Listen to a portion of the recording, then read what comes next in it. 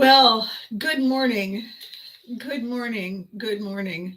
At least it's morning now, I think, when I'm recording this. So the cumulative effect of the I'm sorry, I'm a minute early. And I came on early because I was afraid that if I didn't come on early, something might not work. There's going to be things pinging while I'm talking because I'm kind of on call, on standby, on wait to see what's going to happen next. So to begin with, um, I have spent the last 4 or 5 days wandering around feeling that the light is on, but most of the people who know what they're doing have left the building, leaving me alone, standing there going, what? What? Hello? Is anybody there? And I figured that if I'm feeling that way, probably you are too. And the only thing that cures me when I'm feeling like that is stuff to talk about that is a disrupt, a disconnect, so that we smile. So that's what I'm going to do today. I'm going to talk about things that just for the last few days have made me sit there going, really? Did not see that coming. So everyone is really struggling for all kinds of reasons. And one of the reasons that they're struggling, I think one of the big reasons, is that when people are struggling, it doesn't always bring out the best in them. We don't see a whole lot of grace under pressure when people are frantic. We see people panicking and scared and screaming, like when you suddenly find yourself walking into a spider web you didn't see. So I'm part of a situation where someone is unwell and we don't know why. And so calls to see doctors that go unanswered because did I mention that everybody is sick with something these days and the healthcare system is just massively overloaded and overwhelmed and exhausted, and because everybody in the healthcare system is a person, and they go home and they've got stuff and they put in a full day full of stuff. And so do they bring their best game? Well, here's when they bring it when they're doing excuse me, when they're doing that thing they do, and God bless them for it, because it's tough. It's tough when we expect smart, wise, trained specialists to, be able to defy gravity and fix things. And when we are reminded that they're also just people who, put their pants on one leg at a time, the same way we do, it's a little scary because we want them to be superheroes. We want everything to be okay. And when they're clearly really dancing as fast as they can, it's unnerving. So in the midst of genuinely concerned that whatever this issue is, we're going to figure it out, we're going to find out, instead of people saying, here, take this, here, try that. And I don't mean people, I mean doctors and pharmacists, and so try this. Well, that sounds like this. Here, why don't you do that? And so, yes, but do they go together? Like, is that safe? What? Oh, yes. No, it should be fine. Should be fine. So you do your best you can. You do the best you can to not be a nuisance, unless you really need somebody to pay attention to you, in which case I invented nuisance. Well, good morning, Charles. How are you? Please don't be sorry you're late. I didn't even know if I was going to make it today. I hope you're feeling a whole lot better. I hope all the news was good when you went for your Charles had to go to a hospital. So we all are on the same page, not knowing what it is and if it hurts and why does it hurt and what do we do next. So Charles, I was oh good. I'm so glad you're doing wonderful. I was just starting off by saying that it's complicated and scary when we suddenly realize that the healthcare professionals, well, the professionals in any field that who we rely on, when you suddenly realize that they're overwhelmed, they're exhausted, just like we are, you hope their focus is on the thing they're doing and we can forgive them for being a little frantic. So, in the midst of my running around like a headless chicken trying to figure out who I can talk to get an answer from, um, these small random weird things would happen. And it's the weird quotient that I don't know what. There's part of my sense of humor is always halfway over there going, what? What the hell is that? Um, and it always makes me laugh because these are the small things that get in our way and make us crazy. So when you see the video today, the little thumbnail is this one of my all-time favorite photos from You Can't Have It on Television. I was in the kitchen as mom, doing what mom does, which is have no idea, trying to create something. And I'm holding a frying pan, and it appears that I have flipped something, and it hasn't come back, which is pretty much how it feels right now. I did the thing, and nothing. Where is it? Right. That's the picture, and I love it because there are so many times in my life when that's what I'm going through. And labs came back normal. Oh, good, good, good, good. So, in the midst of trying to get answers, in the midst of running all over the place and phoning and not getting calls back, or getting calls back while I'm driving, and shouting at the phone and trying not to run into something. Um, these small weirdnesses, like the kitchen sink backed up. So I didn't have whatever that thing is you buy. So I looked up handy home remedies and I found it. And remarkably, what you need baking soda and salt and vinegar. And for no reason that makes any sense at all, I had all three, except, I didn't have enough salt. What I did have, though, with these salt grinders, fresh sea salt. So I stood there grinding sea salt to make up the right amount for long enough till my arms hurt. It's one of those things where when I stopped, my hands were still kind of doing this. I put it in and it kind of worked. Yay. All right then. And then a little while later, it didn't work. So I found a plunger, and it's two sinks. And so the instruction is when you have two sinks, you, you have to, I don't know how you do this. You hold the plunger like this. You put it firmly on the drain. Put it firmly on the drain, and then you push down. Except that if it's an airtight seal, go ahead, just push down. Go ahead, I'll wait. I'm pushing down, nothing's happening. I'm actually elevating. I'm levitating myself off the ground while I'm pushing down. And then all of a sudden it went thump. I almost hit my head on the end of it. I was so surprised. And when it went thump, the drain thingy, whatever you call that, you put it in, turn it, right? That one. Thump. And it went poof. And the other thing, a whole bunch of water came out. I thought, okay, that can't be right. Put everything down, go watch a YouTube video. Yeah, okay, here's the instruction. While doing this, keep one hand firmly on the other sink drain. While doing this, keep one hand firmly on the sink drain. What do I do? Oh, with one hand. I see. So, and I did it. It fonked me on the chin, but I kept it down. And I did it 3 or 4 times. Once you get a momentum going, I suppose it's like anything, really. Once you're a lemming and we're all jumping off the cliff, the momentum carries you.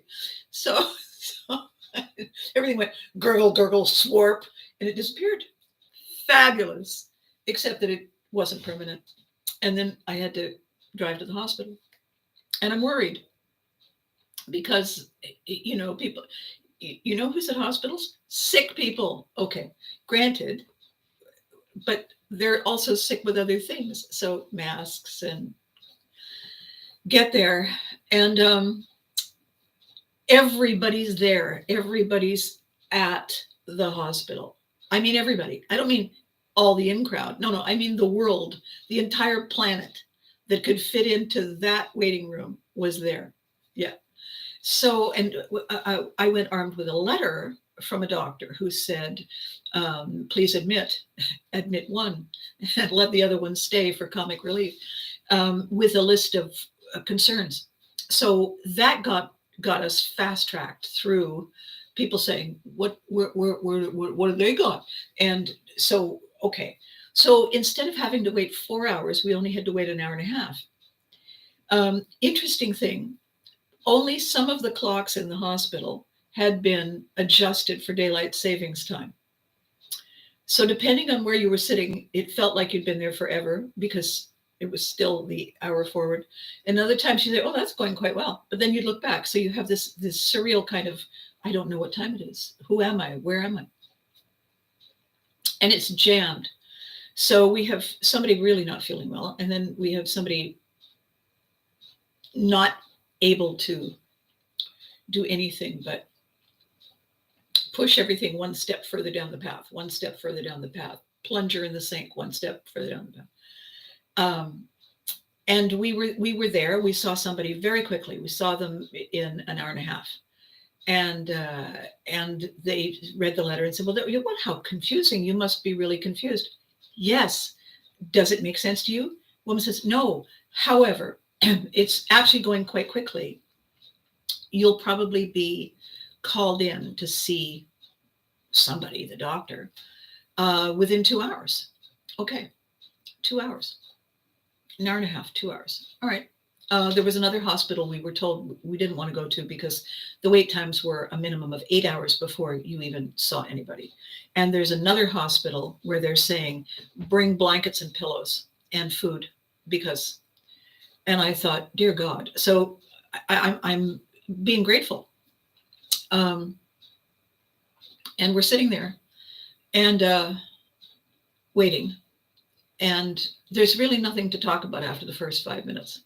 So you just sit there and watch the people, and nobody's doing well. Everybody's concerned. Everybody's looking inward because they're in pain or they're not in pain, but something's purple, And then a woman comes in with 2 small children, and both of them are crying.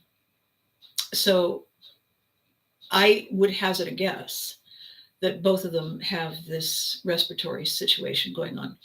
Very young, very, very toddler type. So, probably 2 years and 3 years old, maybe. And so she had one in a little stroller and the other one in a like a backpack, only it was a front pack, right?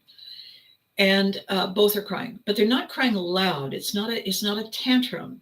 It's a suffering situation going on. And they're exhausted. So they're crying and their voices are hoarse and they're crying and they're coughing and they're just miserably unhappy and suffering. And so is she. She just looks like she has reached the end of her road. And she was walking them up and down. My dad used to walk me up and down to tire me out so I would sleep. He did it a lot at airports so that when I get on the plane, I would be, and which was brilliant because most parents want the kid to be quiet at the airport. Then the kid gets on the airplane and the pressurization, they're crying and they're moving around and they're biting people's ankles and whatever. So this woman was keeping them in motion. The one she was carrying was, the effect of being rocked to sleep, except that it wasn't working. And the one in the stroller was, fretting and so on. Anyway, at one point she just go back and forth, and it's a long room. And so the crying would be quieter and then it would come back, and then quieter and come back. And at one point they had just come back, they turned around to go the other way and both children stopped crying and everybody sat up like we were all one person with different bodies. It took 7 hours before going into a room. Wow. Okay, Charles says 7 hours. So we're all sitting there kind of enduring this crying, and we're all coping with something. We're all not doing well. We all resent like hell that somebody's crying on top of that. It's not their fault, so we can't really resent them, but we'd like to. And we can't tell the mother, can't you do something about those? Because what she did was she brought them to the hospital is what she did. And so there is no happy outcome. And so all of a sudden, both children at the same moment stopped crying. And everybody in the room, not everybody made a noise, but everybody in the room went, oh, right? Because thank you for this brief moment of nothingness. Right away, we're all feeling a little bit better, a little bit brighter. It may have stopped raining, kind of thing, right? Yeah. So we're all going, ah. And in the silence following the collective, because there's got to be 80 people in the room, in the silence following that, both of those children threw up.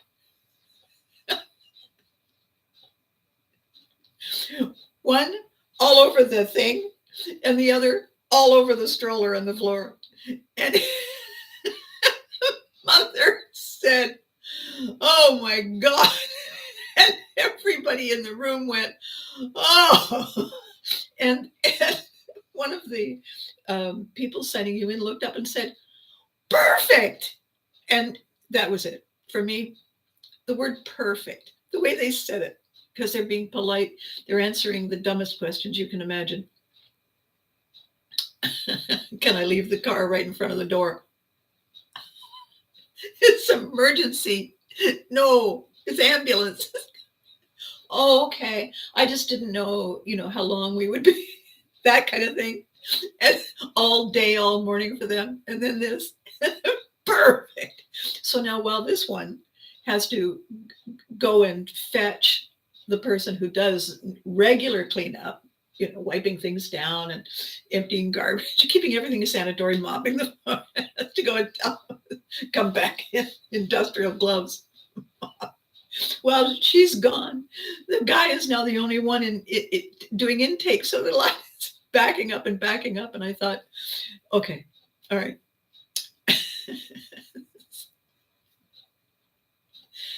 You see what it did? Here's what it did. It took our minds off our uncertainty. It took our minds off our panic. It took our minds off the shallow breathing. It took our minds away from what's wrong with me? What's wrong with me? What? It stopped that. It's I like to call it, when you see somebody going by on a bicycle and you put a stick in their spokes, you know what happens? The bike stops. Now, person goes, falls down. Laughter, a complete disconnect, a disrupt like that is brilliant. An incredibly talented, insightful, lovely woman named Mandy Morris calls it a pattern interrupt. And when she's working with people, I love this bit I want to share with you. When she's working with people who are revisiting an unhappy thing, and the energy is very, very panicky and negative and toxic. When she's talking to them and they're trying to tell her the story, and you can hear them in relating the story. She showed us a brief video. The person's voice gets a little higher and a little faster, and she comes up with a pattern interrupt. And she says, you need to have a code word that is a pattern interrupt. And it can be a silly word. It needs to be a short word, a familiar word, but a word that is so out of place that your brain is going, what? And it's that what that brings you back to your normal. It gets you back to your zero. And we all need to have that skill. We all need to have that button we can push, that code word we can tell ourselves, or a memory, or a laugh, something that takes us away, takes us out of that moment long enough that when we're back in that moment, we're not where we were emotionally, right? We've got ourselves back. So one of her favorite pattern interrupt words is bananas. So somebody's talking about, and then she says bananas, and they you see their face. Oh, right, and it's just a split second, and they can't get the momentum back. They have to go all the way back to the beginning and wind it up again, and she stops them. So that lesson popped into my head several times yesterday, and certainly the previous days. So the poor little kids, and they didn't fast track them. There's 50, 60, 80 people in the room who were here first. So those little kids, tragic though it is, take them to the bathroom, do what you do, but everybody's got to wait. So those poor little kids and that poor mom, and and you think, oh, see, what am I complaining about? Well, what I'm complaining about is my thing. So we're not told how long. Once we had that first intake situation, that triage, where they ask all the questions and say, can you do this, and can you hop on one foot, and can you whatever. She said probably only a couple of hours. Only a couple of hours. So it was more than only a couple of hours. But it certainly wasn't the 7 that Charles had to wait. It was close to 3 hours. But some of the clocks were fast and some of the clocks were slow, and so very disorienting. And the people who are, somebody came in bleeding, and they had to wait. So it didn't matter how you came in. If you fell out of an airplane through the roof, they'd say you have to sign in and you need a mask. I mean, it's no special favors. So we were taken from the room when we were called, and we went to another room. But we know that this is only short term, because it's at least we're next. We're next. So it was close to an hour before we were seen. So that meant that from the time of getting up, getting organized, getting the vehicle, figuring out where we were going, and going there, and sitting there and waiting, and the doctor finally seeing us, there had been no food. There had been no breakfast, there had been no lunch, and now it was supper time, and no food. So because the hospital was an hour away. So get ready time, pick up time, drive time, intake, wait, triage, wait, doctor, wait. Okay, now he sees us. And a barrage of tests ordered. And all of a sudden, it's very busy, from waiting and waiting and waiting to suddenly, here, you sit here, we're going to take your friend, and we're going to do all this. And then the outcome is we have to do more tests. Okay. What time do you want us back? No, your friend will stay. You go and then come back. When do I come back? We'll call you. Okay. So I go, I said, I'm an hour away. Yeah, don't worry. We'll call you at lots of time. But why can't I stay? Because there's no room. There's no room for people who are just spectators. We need all the room. It's crazy. Good point. So drive home exhausted, get home. The thing I was thinking I would eat has stale dated in the fridge. And do you remember the TV series Dinosaurs? And periodically the dinosaur mom would open the fridge and there'd be a thing in there with a hand trying to grab her. I looked at it and I thought, yeah, no. I didn't even throw it. I just closed the fridge and I stood there. I'll make a sandwich. I can't. And I'm sitting there eating the sandwich, and I'm so tired. I'm so exhausted. And I said to myself, you know what I'm going to do? I'm going to have a hot shower before I go to bed. That is amazing. I'll have a hot shower, have a glass of wine, I'll go to bed. Okay. And the thinger, the what do you call it? When you like bath water, shower water. dislocator, the thing gets stuck. It's stuck. Okay, so I'm reefing on it, and I'm thinking, oh, I'm going to pull the whole thing off the wall. Perfect. I wonder where I get a plumber at this time of night. Me, YouTube. Put one hand over the water gushing from the wall while So I just stood there and I thought, well, what do I do now? And I'm looking at the bathtub filling and I thought, I could have a bath.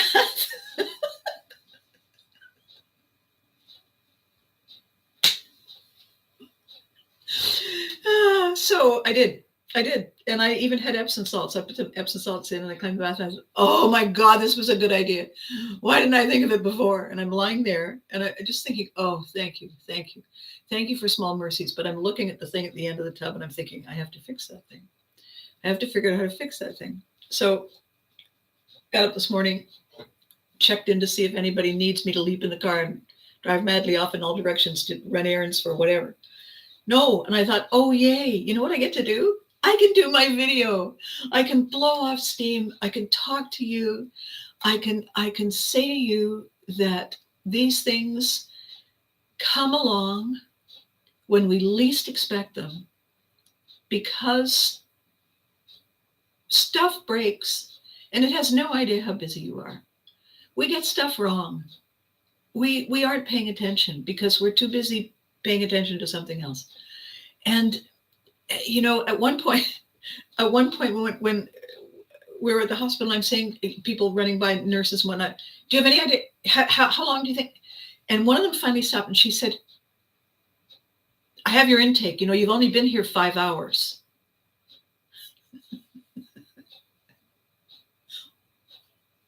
Okay, sorry. You're thinking, I've only been here 5 hours. And then I thought, okay, but she's been working here longer than that. She's been running back and forth, dealing with crying babies and throwing up and doctors saying, get this and where's that, and people crying and in pain. What am I complaining about, right? What am I complaining about? I'm sitting there in the bathtub and I'm saying to myself, this is the stuff we need to do. And the thing I need to talk about today is this. We have every right to feel that somehow we got the short end of the stick. When you see other sticks and in yours is like this little stick, you got the short end of the stick. Later, you'll get one of the long ones. Right now, you have a short one. We have choices. And these are the choices. We can fixate on how unfair it is that the stick we are holding is the short one. We can fixate on how come they got a longer one.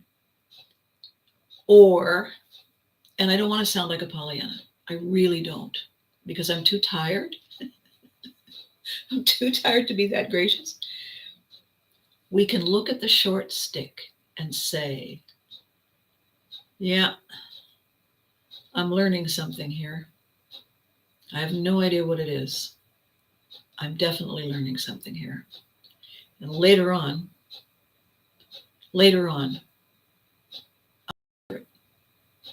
so whatever the hell this thing is, other than a short stick, it's going to be a valuable tool. I didn't order it right now. It came early. I don't know what to do with it, but it's mine. And I know I'm going to be able to use it another time. So thank you. Thank you. Thank you for what? Getting lost. Oh, yes. When I came out to get in the car to leave. Yeah. The person who said, oh, I'll park your car for you. You go ahead in. You go ahead in. I'm just me. I'll park the car. Yeah. Parked it in a spot and I got this massive ticket. Good Samaritan says, no, here, let me help you. I didn't even look at the ticket. I don't even want to know. I'm not going to look today either. I'll pay it. I'll just, next time I go there, I'll say, here, take all the money, whatever. So these small things that come along that make you say, what on earth is that for? Why, you know, just before I left and left my friend, the nurse said, would you like something to eat? And I said, yes. And she said, oh, no, we can only offer food to the patients.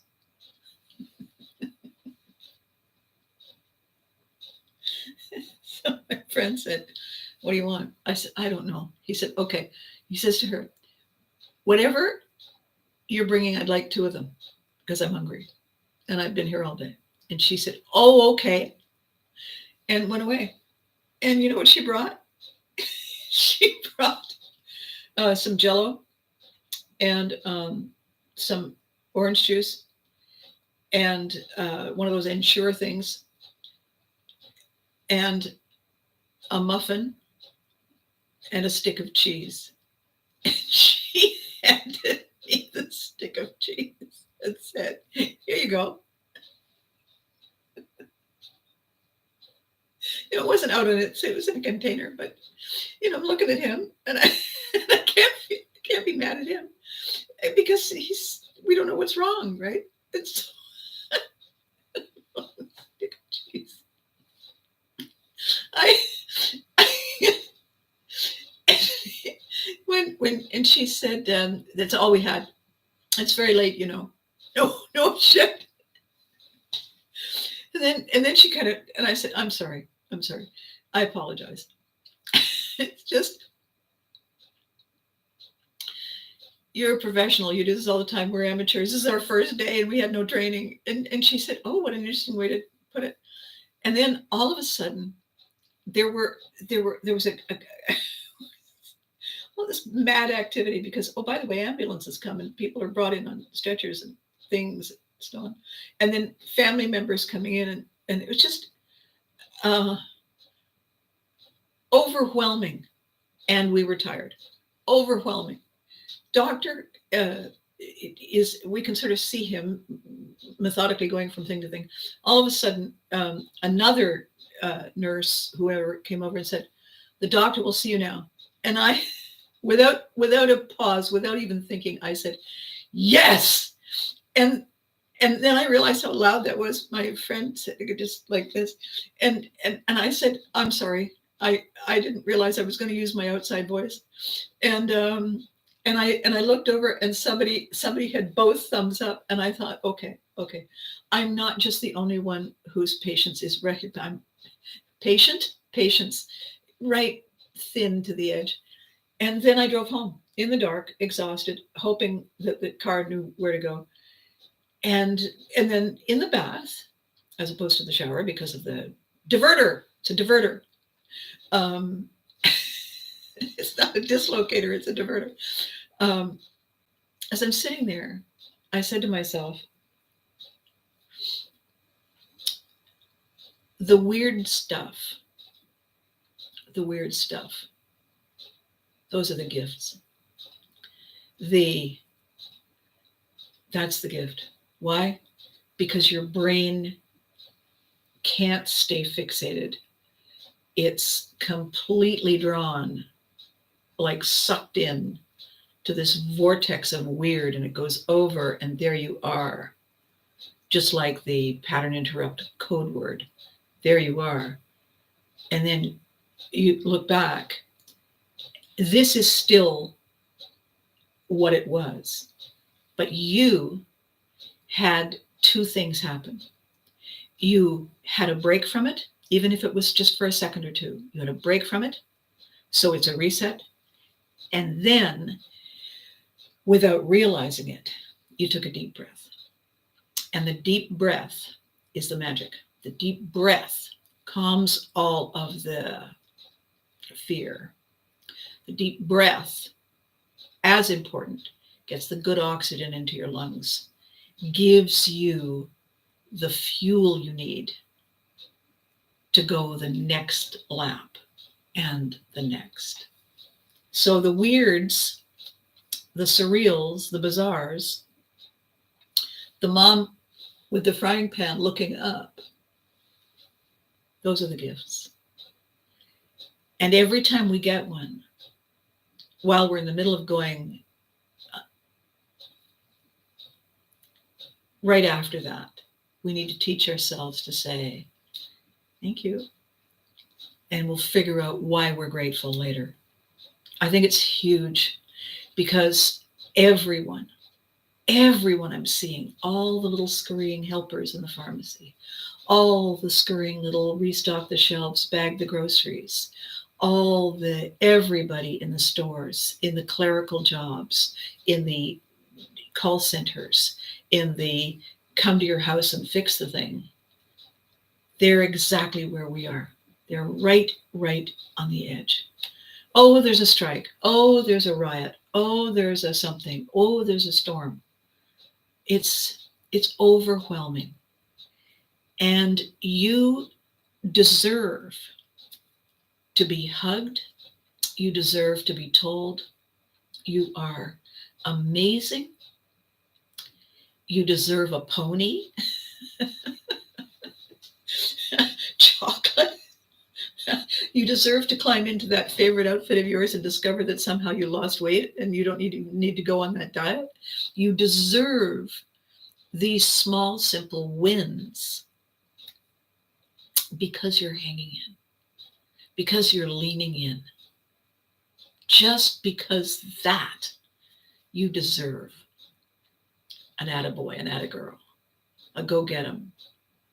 You deserve someone to say, here, let me rub your back. You deserve. So if all that you get instead of the goodies is a weird moment that shifts you away, grab it, hang on to it. They're giving you a stick of cheese now because it's all they have, but they'll give you something better later. That's the way it works. So it's a short video today because I do have to go and run some errands before they call and say, come and do and be.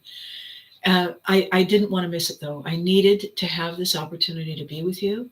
And I had a feeling that you probably needed this opportunity to have me give you my what on earth, what now smile stories, to give you permission to step away from whatever it is that you're madly juggling. And we will get through this together.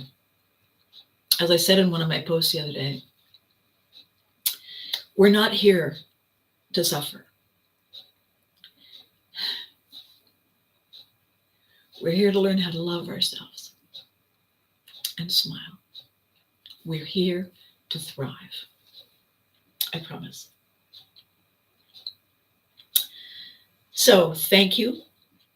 Tell your friends that there's this wacky red-headed Viking looking for reasons to smile in the middle of whatever the hell is going on. And they should subscribe so we can all smile together. The numbers are great. I'm at 162. I'd love to see 175.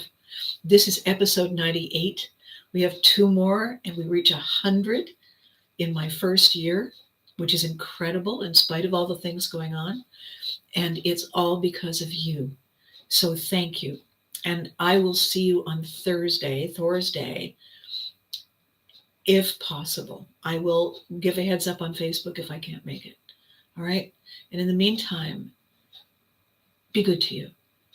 Hug your loved ones. Give me a couple of thumbs up in the distance when you're in the middle of one of your moments. You can say, yeah, this one's for you, Abby. All right. And I'll catch you soon. Bye for now.